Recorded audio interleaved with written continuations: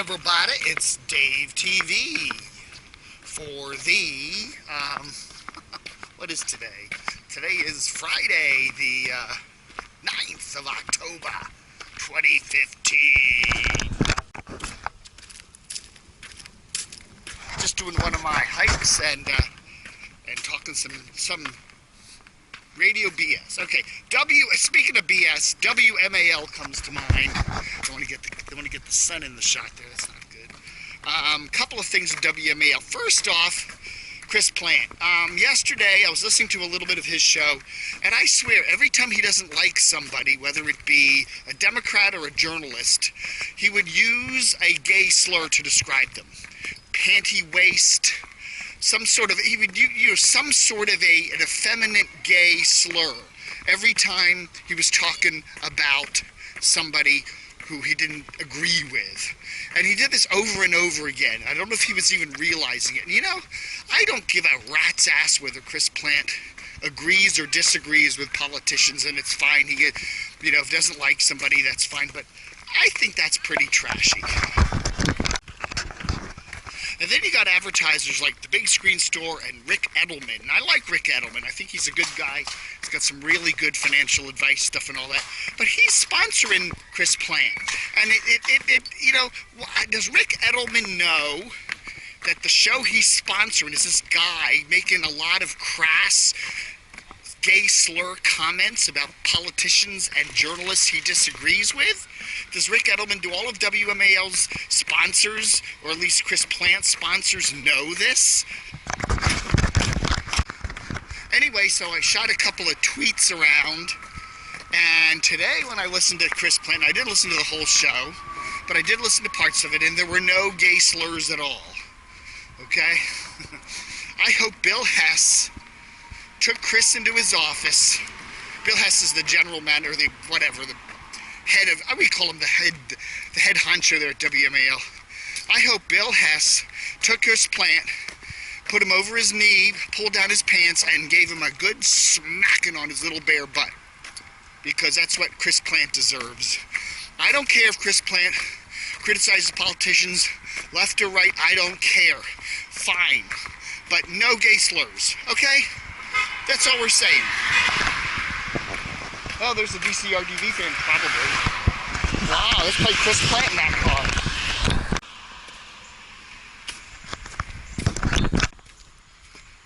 Speaking of WMAL,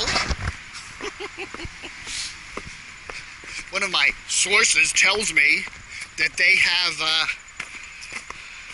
made a deal to move their AM transmitter, that's AM 630 naught, from Bethesda to Germantown. Okay, that's about 10 miles, 8 miles, something like that as the crow flies.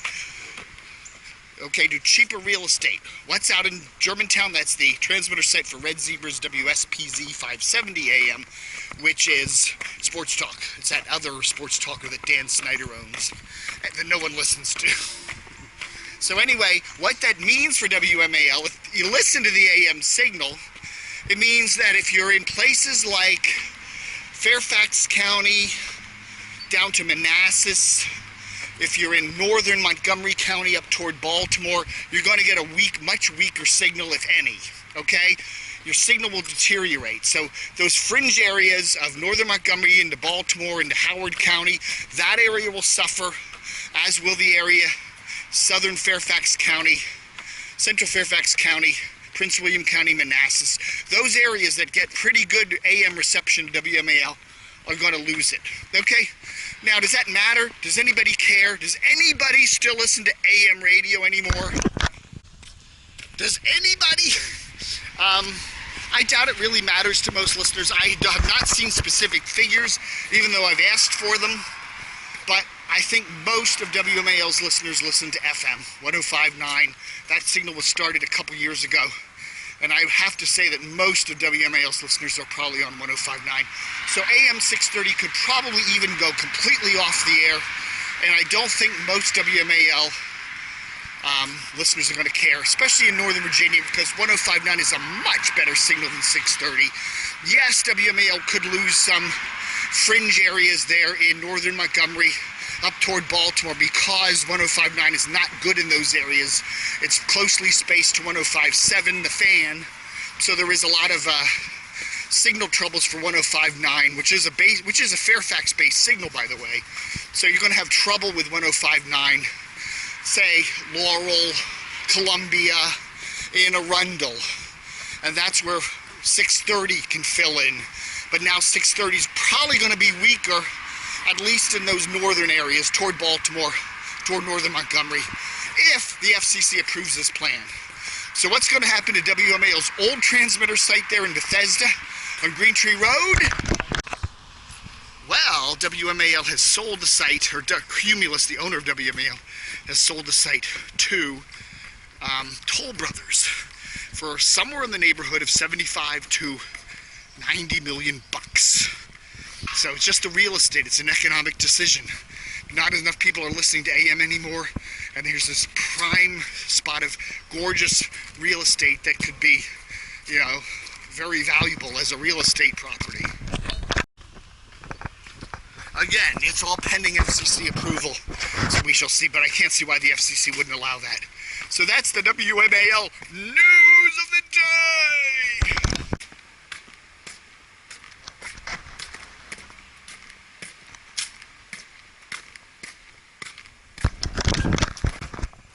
So Paul Furry does this piece in the Washington Post about Channel 9, how they have signed some sort of a deal with Inova, which is one of the major hospital medical providers in Northern Virginia, and how they're running all these health reports on Channel 9 that just feature Inova and all the wonderful things they're doing, and they're really, he claims, just sponsor things, you know, and they're not properly marked, and they're masquerading as news items and da-da-da-da-da-da-da-da-da.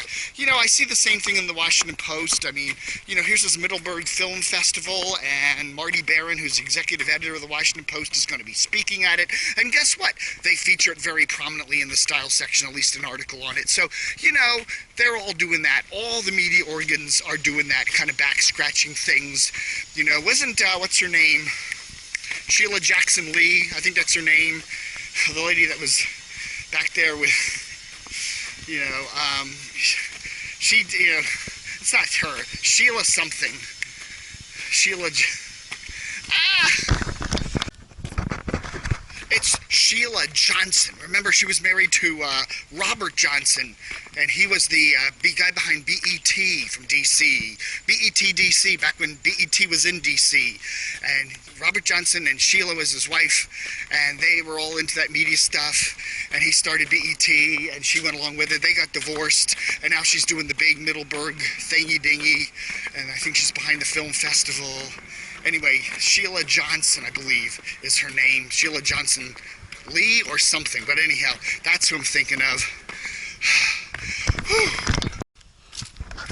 All right, folks, thanks for watching Dave TV for the 9th of October, 2015.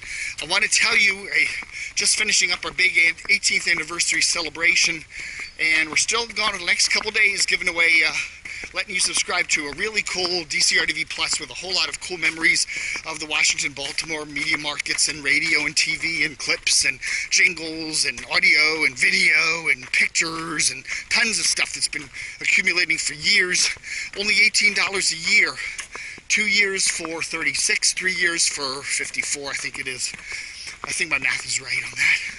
But that's waning. By the middle of the month, that's going to be gone, and we'll be back to the $39 fee for DCRTV Plus. So make your donation now. Really, seriously, we really can use your help. You know, DCRTV has been here 18 big years because of your support. So help support the site, okay? And thank you very much. All right, folks, thanks for watching Dave TV. Book 'em, Dano.